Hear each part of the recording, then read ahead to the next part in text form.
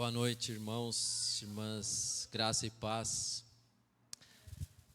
A Sara diz que acha que eu não tô, acha que eu não, como é que você falou? Não sabia que você tocava, eu também não sabia. Continuo não sabendo. Mas na ausência de quem sabe, a gente quebra um galho. O que vocês estudaram aqui na quinta e na sexta? Quem estava aqui quinta e sexta? O que vocês estudaram? Sobre quem?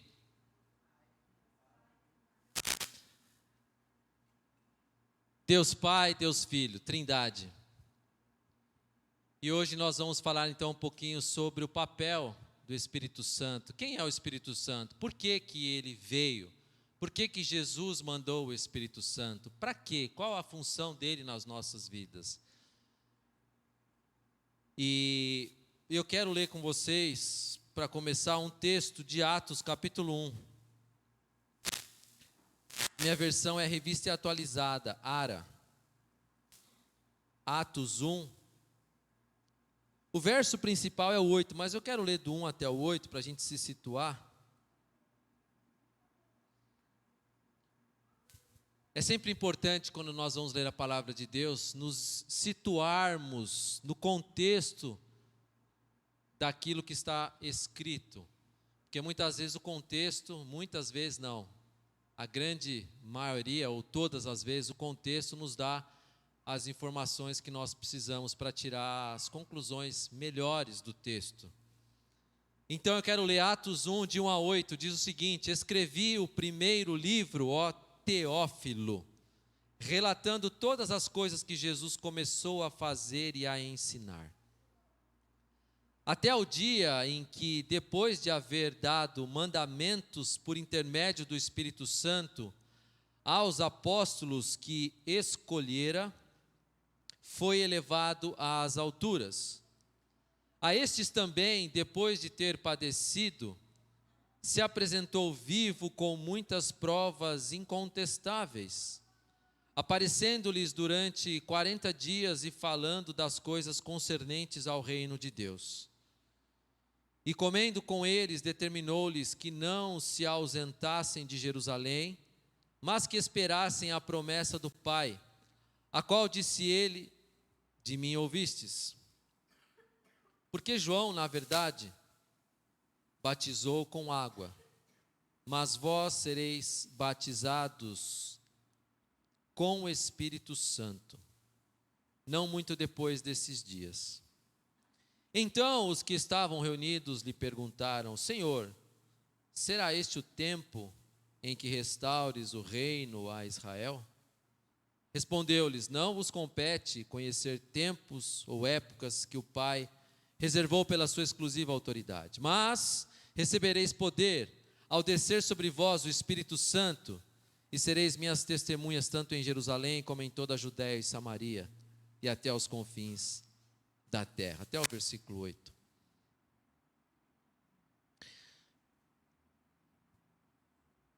Eu já contei lá em Fernandópolis, vou repetir aqui, talvez alguns lembrem. Certa vez um garoto, passeando com seu pai, perguntou para o pai: qual é o tamanho de Deus? Aquele pai, meio sem jeito, meio sem resposta para dar para aquele filho, falou assim: filho, olha para o alto. Estava passando um avião. Qual o tamanho daquele avião, filho? E o filho disse: ele é bem pequenininho, né, pai? Ok, vamos até o aeroporto. E aí o pai levou o filho até o aeroporto. E aí, chegando lá, levou o filho na pista e tinha um avião parado, do mesmo tipo, o mesmo modelo, mesmo tamanho, que aquele que estava no alto. E disse para o filho, o pai perguntou: filho, qual é o tamanho do avião? E aí o filho olhou: uau, grande, né, pai? Ele falou: pois é. Qual a moral da história? Quanto mais longe de Deus eu estou, menor ele fica. Quanto mais perto de Deus eu estou, O Alex tem que receber uma salva de palmas. Alex. Maior ele fica. Para quem não sabe, o Alex, equipamento, arrasava, respondia as perguntas, era o cara. É isso aí, Alex. Continue estudando a palavra de Deus, todos vocês. Então, quanto mais perto de Deus eu estou, maior ele fica. Então, qual é o tamanho de Deus? E eu pergunto, vocês viram Deus Pai, Deus Filho? E agora, hoje, nós veremos um pouco sobre o Espírito Santo. E eu pergunto, qual é a ação? Eu quero falar sobre esse tema, a ação do Espírito Santo nas nossas vidas. E qual é o tamanho da ação do Espírito Santo na vida de vocês? O autor, para a gente entender, o autor do livro de Atos é Lucas. Lucas é o mesmo que escreveu o Evangelho. Lembra os 4 evangelhos? Mateus, Marcos, Lucas, João. Lucas era um médico e ele escreveu o Evangelho de Lucas e também escreveu o livro de Atos, que nós estamos falando. E os historiadores dizem que Atos é uma espécie de uma segunda parte, ou um segundo livro, como se fosse 1 Coríntios, 2 Coríntios, 1 Lucas, 2 Lucas. Mas o nome que deram foi o livro de Atos, mas foi ele que escolheu, ele que escreveu. E no livro de Atos, diferente de Lucas, ele relata aqui sobre a tarefa essencial da igreja. E a tarefa essencial da igreja está no versículo 8 que nós lemos, que é a missão. O Espírito Santo é quem tem o papel de guiar e capacitar a igreja para cumprir a sua missão. O verso 8 fala, mas recebereis poder ao descer sobre vós o Espírito Santo. Isso é promessa. Quando eu recebo o Espírito Santo, eu sou empoderado para ser o quê? Para sair por aí fazendo o que eu quiser? Não. Mas receberei poder ao descer sobre vós o Espírito Santo e sereis o quê? Versículo 8. Minhas testemunhas. Tanto em Jerusalém como em Judéia, Samaria e até os confins da terra. Portanto, qual é o propósito então da igreja deixado pelo Espírito Santo? Para que o Espírito Santo nos dá poder? Para sermos o quê? Testemunhas. Sal da terra, sim, luz do mundo, isso é testemunhar. Testemunhar de Jesus Cristo. E nos 2 primeiros versículos desse texto, para a gente também continuar entendendo esse contexto, é interessante que o autor, o Lucas, ele diz o seguinte: coisas que Jesus começou a fazer e a ensinar. Olha lá, escrevi o primeiro livro, Theo, qual é o primeiro livro? Evangelho de Lucas. Então Atos é o segundo livro que ele está escrevendo, relatando todas as coisas que Jesus começou a fazer, começou a ensinar. Ora, se Jesus começou, ele não terminou. A IPI de Votuporanga completou 80 anos, Fernandópolis está na cola. Ano que vem comemoramos 80 anos. Por que a igreja está completando 80 anos? Porque alguém lá atrás começou. E outros deram continuidade. E hoje continua dando continuidade. Quantos pastores, conselhos, diáconos, enfim, passaram pela igreja? E a igreja continua, porque alguém deu continuidade, mas precisou de um início, precisou de um começo. Então, Lucas está narrando, dizendo, olha, coisas que Jesus começou a fazer e ensinar. E se você for ler os evangelhos, basicamente os 4 evangelhos falam sobre a vida de Jesus Cristo, sobre as histórias, sobre as narrativas, sobre os milagres, etc. A obra de Jesus, que ele começou a fazer porque ele fazia, e ele também ensinava os seus discípulos. Então por isso Lucas fala, ensinava, começou a fazer e a ensinar até ao dia em que, depois de ter deixado vários ensinamentos aos seus discípulos, por intermédio do Espírito Santo, ele foi elevado às alturas.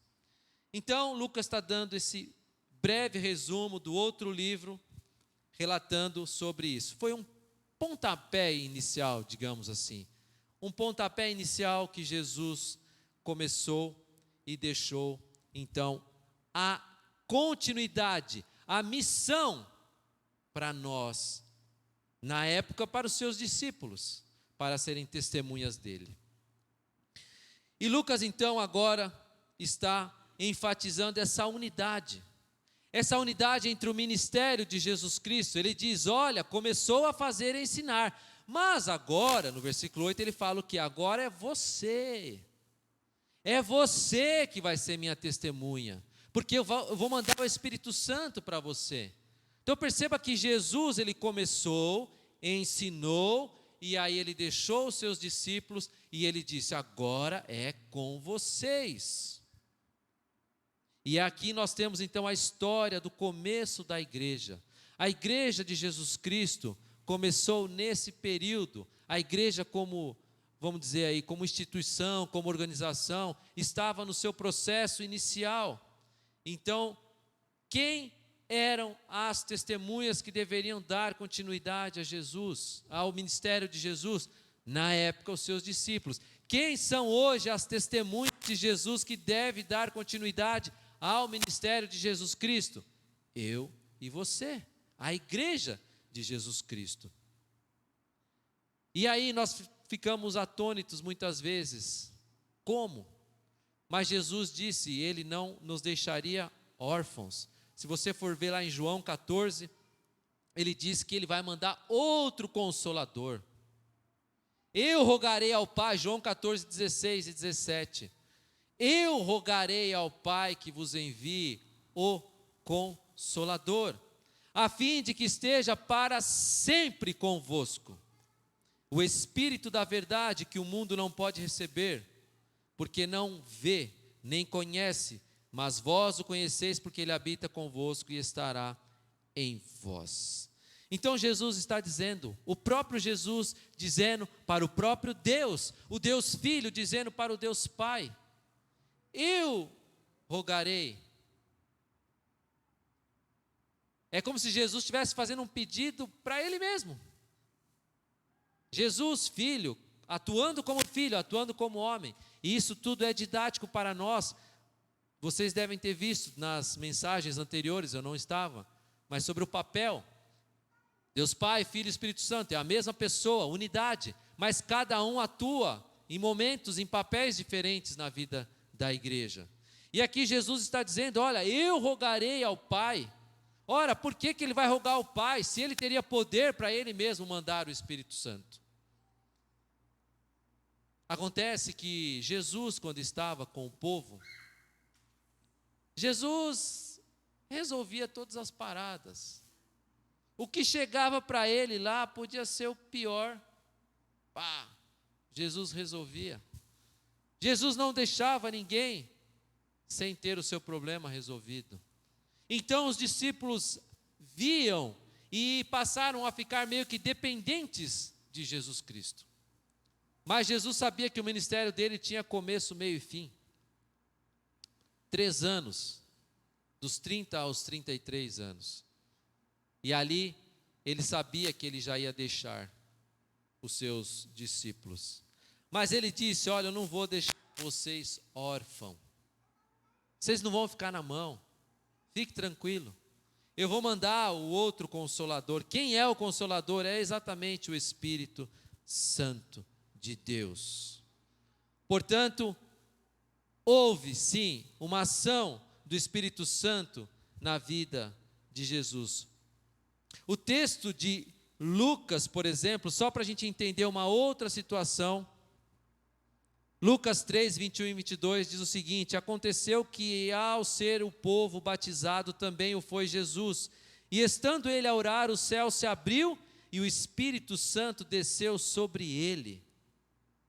Ora, ele era o mestre, ele era o Deus, era Jesus.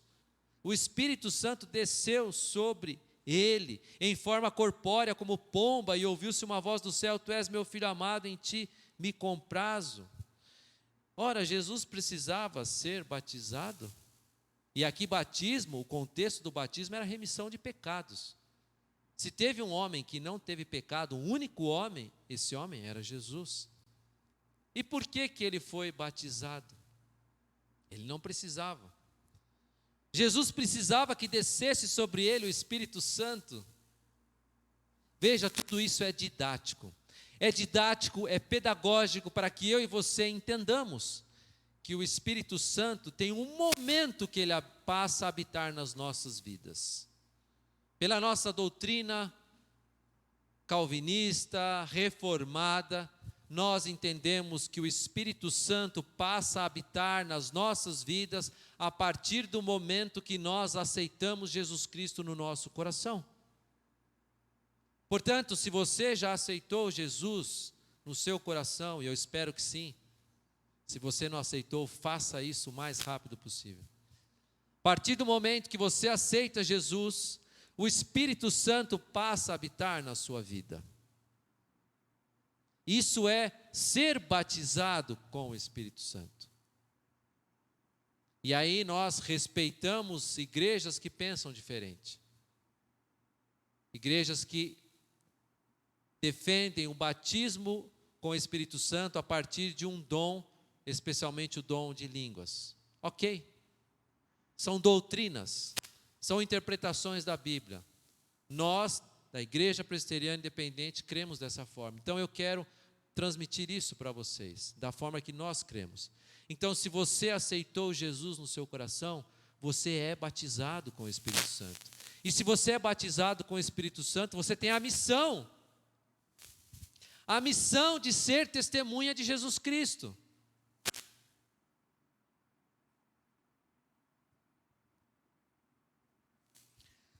Lucas, então, está fazendo aqui uma analogia entre o derramamento de água sobre a cabeça com o derramamento do Espírito Santo sobre as nossas vidas. Então, não esqueça disso. Se você já aceitou Jesus, o Espírito Santo já habita em você. E aí, nós temos essa grande missão de dar sequência àquilo que o texto fala, que Jesus começou a fazer e a ensinar. O que Jesus começou a fazer e a ensinar? A expandir o reino dele, a levar os ensinamentos dele, do Pai, os ensinamentos da palavra de Deus da época, que eram os profetas, e a lei, que era o Antigo Testamento. Jesus então estava testemunhando do reino que haveria de vir. E é esse o nosso papel. E quando o texto fala, e sereis minhas testemunhas em Jerusalém, em Judéia, Samaria, até os confins da terra, o que nós estamos entendendo? Que essa grande responsabilidade é para mim e para você de sermos testemunhas. Jerusalém, o que é Jerusalém? É onde nós estamos, é a nossa casa, por exemplo. Judéia é onde nós estudamos ou onde nós trabalhamos. Samaria é a tua família que mora em outro lugar ou em outra cidade, e até os confins da terra, aonde Deus te mandar. É assim que nós temos que contextualizar esse texto. Que a ação do Espírito Santo na minha vida e na sua vida é fazer com que nós sejamos testemunha dele. Cumpramos essa responsabilidade, essa missão que ele deixou para nós, para a sua igreja, para todos aqueles que já têm o Espírito Santo no seu coração. Será que nós temos deixado o Espírito Santo, então, habitar e exercer e cumprir o seu papel na nossa vida? Veja, quando eu aceito Jesus, eu passo a viver no Espírito. O que é viver no Espírito? É saber que o Espírito está dentro de mim. E eu vivo no Espírito. Agora, alto lá. Viver no Espírito não é o mesmo que andar no Espírito. Ou ser cheio do Espírito. Há muitos que vivem no Espírito, sim, mas não andam, não estão cheios, não buscam o Espírito Santo na sua vida, não se enchem do Espírito Santo. E aí eu me lembro do texto de Paulo, Efésios 5:18. E não vos embriagueis com vinho, no qual há dissolução, mas enchei-vos do Espírito. E aqui Paulo está dando duas ordens. Nós temos a mania de pegar a primeira, apontar o dedo e deixar a segunda.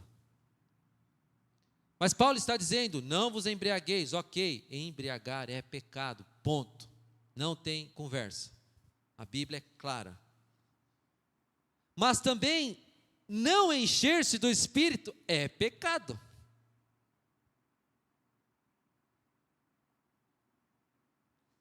É uma ordem negativa, não vos embriagueis.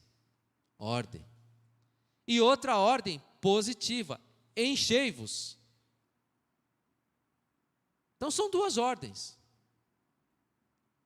Faça uma e não faça a outra. De preferência, não faça a primeira e faça a segunda. É isso que Paulo está dizendo.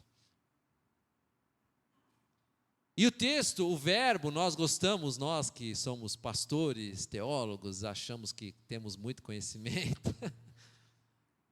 A gente gosta de analisar o verbo no português, né? E o verbo enchei-vos está no imperativo. E também está no plural. Enchei. Não é uma opção. E é enchei-vos. É no plural. Portanto, é para todos. Não é apenas para o pastor, o presbítero, o diácono. É para todos. Enchei-vos. O que é encher, então? Quando eu vou no posto de gasolina e o meu tanque lá está vazio, eu mando encher o tanque. E aí, à medida que eu encho o tanque de combustível, eu estou com o carro bacana, cheio. Encher do Espírito Santo não é encher de ficar transbordando do Espírito Santo. Não é este o contexto, não é essa a lógica, não é este o que quer dizer essa palavra de Paulo. Mas enchei-vos do Espírito é o mesmo que ser controlado. Por que ele fala não vos embriagueis? Se você já viu uma pessoa embriagada, ou se você já ficou embriagado, o que acontece com uma pessoa embriagada?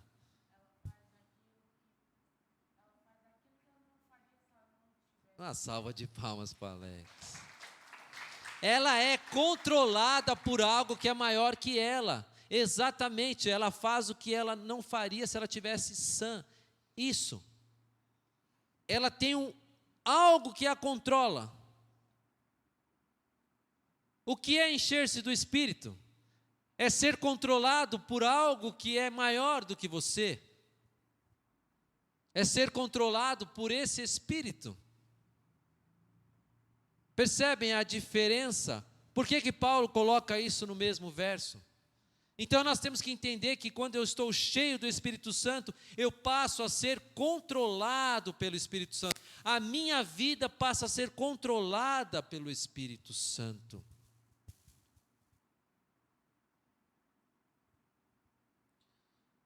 John MacArthur, um escritor, diz que, abre aspas, ser cheio do Espírito é viver conscientemente na presença do Senhor Jesus Cristo, deixando que a sua mente, por meio da palavra, tenha domínio sobre tudo que é pensado e feito. Viver conscientemente na presença do Espírito Santo, diz MacArthur. Quando eu sou cheio do Espírito Santo, eu tenho consciência de que eu preciso viver na presença dEle. É algo que eu faço de forma intencional. Não é algo que eu faço de forma casual. Não é algo que eu faço aos domingos apenas, quando eu vou à igreja. Encher-se do Espírito Santo é ser controlado. Para ser controlado, eu preciso estar em contato constantemente com esse Espírito Santo. Ora, como eu me encho do Espírito Santo? Como eu estou sendo controlado? Através das práticas, das disciplinas espirituais. que vocês conhecem. Leitura da Bíblia. Como eu vou ser controlado por aquilo que Deus me ensina através da sua palavra, que é mandamento, se eu não tenho conhecimento desse mandamento? Se alguém não me falar, ou eu não ler, ou que é proibido matar, eu não vou saber que é proibido matar. Então, para eu ser controlado, eu preciso buscar. Eu preciso ler a palavra, eu preciso orar. Eu preciso contemplar, eu preciso meditar, eu preciso jejuar. É isso que é ser controlado pelo Espírito Santo. É isso que é encher-se do Espírito Santo. E aí eu volto lá na nossa historinha do avião. Qual é o tamanho da ação do Espírito Santo na sua vida? É um espírito que está longe, pequenininho?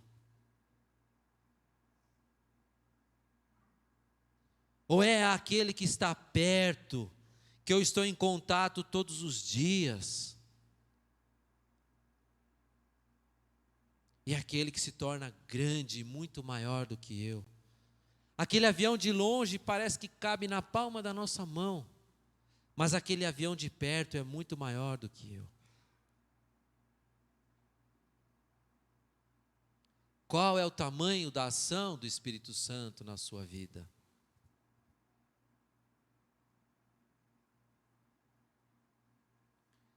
De quem depende a ação do Espírito Santo na nossa vida?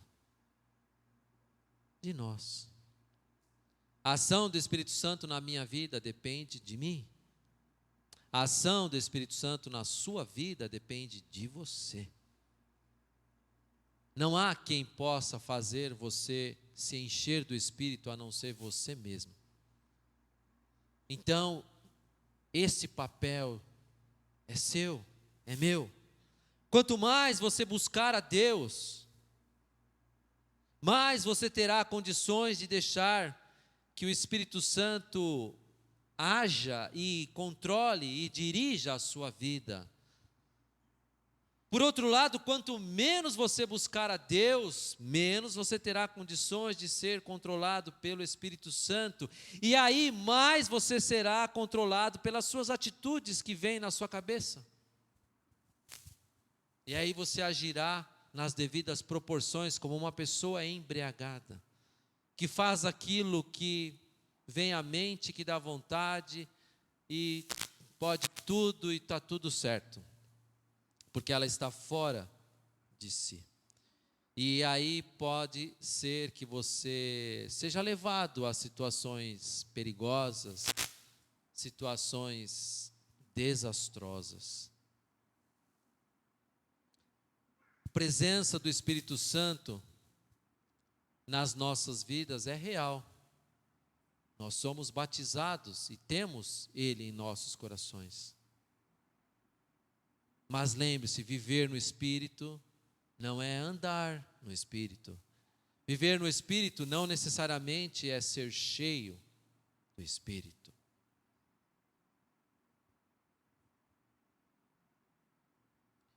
Você quer ser cheio do Espírito Santo para testemunhar dele?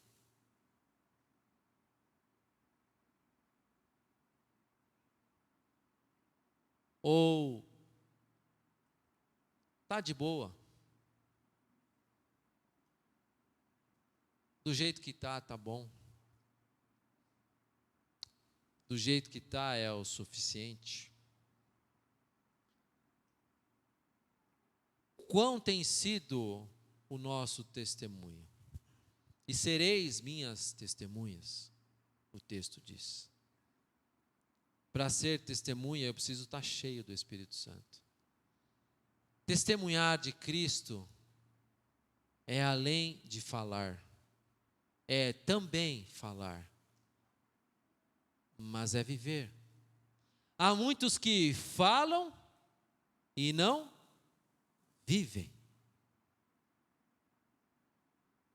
Há muitos que vivem e não falam. Mas é melhor. Porque ao viver você também fala. Alguém já disse que nós devemos, eu acho que foi Lutero, pregar o evangelho, se necessário, com palavras. Eu não sei se eu concordo muito com essa frase, porque eu acho que falar também é necessário. Mas viver é fundamental. E é o mais difícil. Então, quando nós testemunhamos de Cristo, quando nós somos desafiados ao receber o Espírito Santo sobre nós, para sermos testemunhas de Cristo em Jerusalém, Judéia, Samaria e até os confins da terra, eu preciso me encher, assumir essa responsabilidade. Isso é viver um cristianismo genuíno e autêntico. Portanto, não veja o Espírito Santo ou Deus como aquele avião pequeno, mas veja como esse avião grande, que está perto de você. Se aproxime dele, se encha dele e viva para ele. Que Deus abençoe a sua vida. Amém.